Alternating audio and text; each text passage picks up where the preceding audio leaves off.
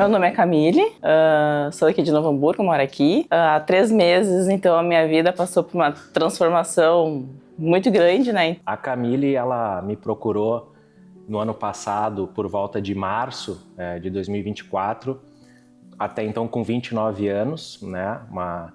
A paciente sem história de gravidez, né? Casada, mas sem história de gravidez, com uma história prévia de endometriose também, já tinha feito cirurgia por endometriose e sempre com um desejo muito grande de ser mãe.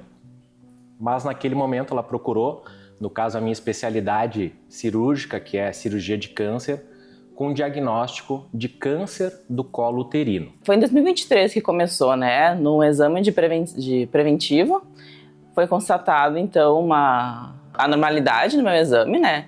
Eu fui fazer então uma colposcopia, uma biópsia, né? E veio então o NIC1, né? Um adenocarcinoma in situ. Aí então fui fazer a minha primeira colonização, foi com um ginecologista, né? E foi feita biópsia, então, e veio então que era um adenocarcinoma invasor. Era um câncer, né?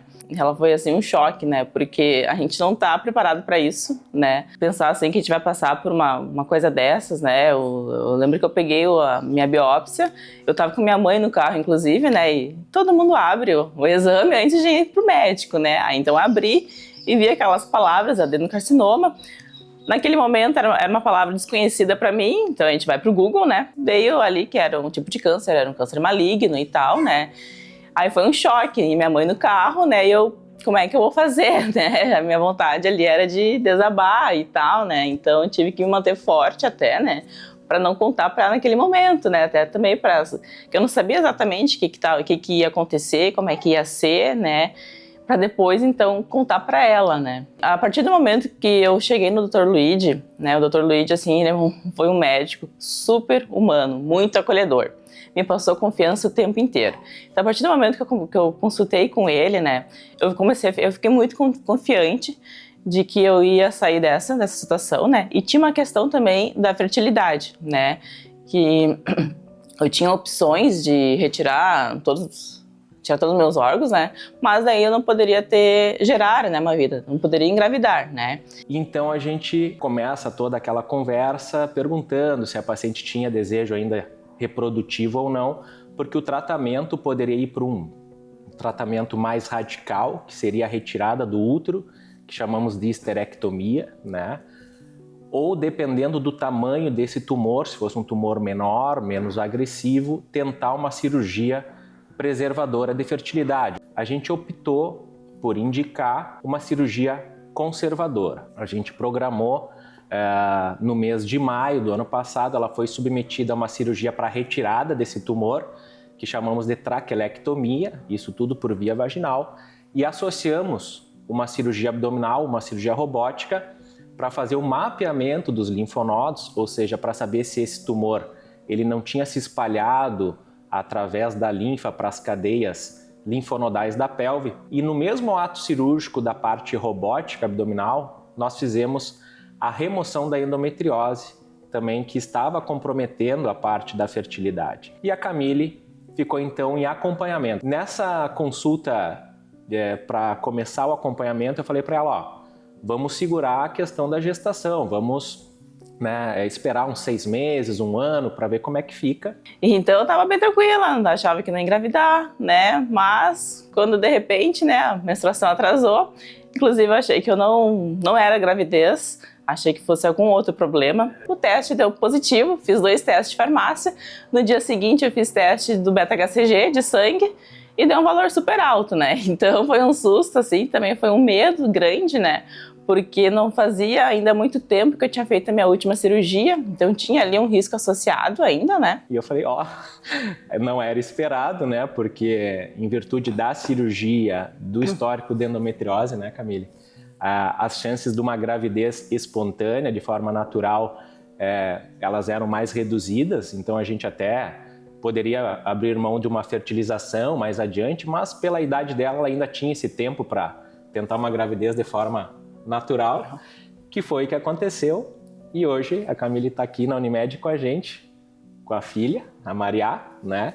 Que está com 3 mesinhos. 3 meses. E eu queria que você contasse, assim, resumidamente, como está a tua vida hoje, em comparação com o ano passado, como muda tão rápido. Foi assim um período de muitas informações para serem processadas, né?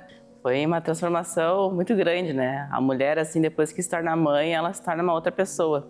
Na gestação, ali, a gente já vai se preparando, né? Mas só mesmo quando a gente tem o nosso filho nos braços é que a gente conhece a imensidão que é, né? Esse amor, assim, que transborda, que parece que às vezes dói no peito de tanto amor que a gente sente pro nosso filho, né?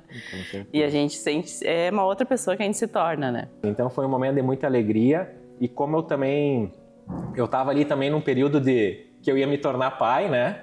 Então eu já falei, qualquer coisa manda mensagem até para dar algumas dicas, né, do que comprar. Então hoje minha filha tá fazendo 10 meses, até queria aproveitar aqui para mandar um beijo lá para casa, para minha esposa Letícia, minha filha Lara, né, que o quanto é importante isso, né, o quanto quem quer ser pai e é iluminado com essa graça, a importância da família, né, de tudo. Agora, então, até durante a gestação não pude fazer acompanhamento por causa dos tipos de exames, Como é que foi o parto? Porque também não só para gestar, a gente tinha risco, né, poderia ter risco de aborto, né, na tua gravidez. Então, precisei administrar o Ultragestan, medicamento para segurar, né, a gestação. Sim, claro. E também eliminar esforço físico, né? Assim, não podia a academia que eu fazia, então eu suspendi, claro. Né? Mas vida normal, segui assim, numa forma geral, né? Continuei trabalhando até um dia antes do meu parto, eu já estava trabalhando, tinha ido na academia também, né? Olha só, foi uma gestação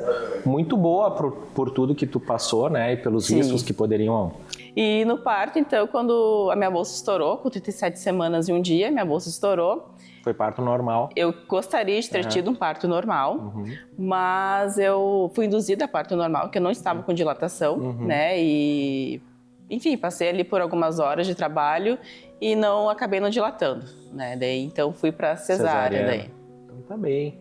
Mas eu queria também, assim, até para finalizar e falar um pouco para quem está nos vendo em casa, para as mulheres, frisar muito a prevenção, né? Fazer os exames preventivos, então, só para frisar, porque é importante isso, né? E dizer também que tu tem que ir na consulta ainda, tu tem que seguir nos visitando, seguindo no ginecologista, porque o acompanhamento, ele se estende por vários anos e te dá os parabéns por tudo. Tá? Obrigada, doutor. Certo? Um abraço.